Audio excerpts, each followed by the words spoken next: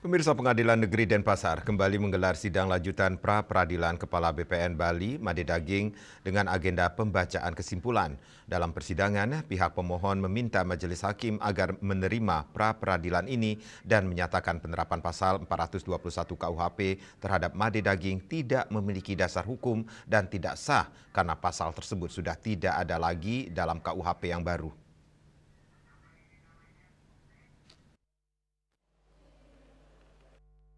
Sidang lanjutan pra-peradilan Made Daging berjalan alot.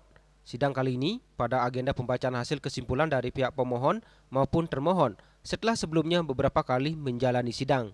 Dalam kesempatan itu pihak pemohon yang dalam hal ini membaca beberapa poin kesimpulan diantaranya meminta Majelis Hakim untuk menerima pra-peradilan ini.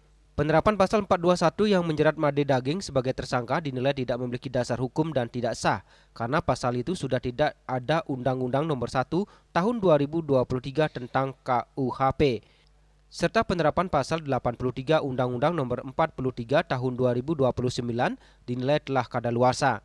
Di samping penetapan Polda Bali terhadap Made Daging sebagai tersangka tidak sah dan batal demi hukum serta meminta menghentikan penyidikan. Sementara pihak termohon dalam kesimpulan menitik beratkan bagaimana pemerintah dalam upaya memberantas mafia tanah di Bali. Ditetapkanlah 3 tahun baru diberlakukan, tetapi undang-undangnya sudah hidup dia, sehingga dia sudah tahu ketika dia mentersangkakan 10 Desember 2025, itu harusnya dia sudah tahu bahwa 2023 pasal 421 itu sudah mati suri, sudah hilang dia. Karena apa saja yang masih hidup itulah pasal-pasal yang ada di KUHP lama, yang juga ada di KUHP baru.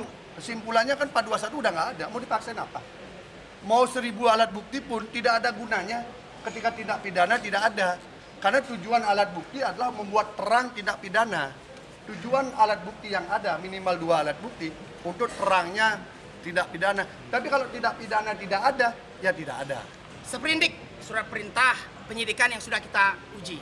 Yang kedua adalah dia menghasilkan produk yang kedua, BAP, berita acara pemeriksaan.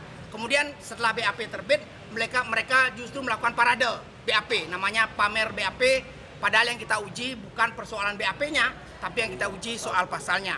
Nah, itulah yang menjadi persoalan kita.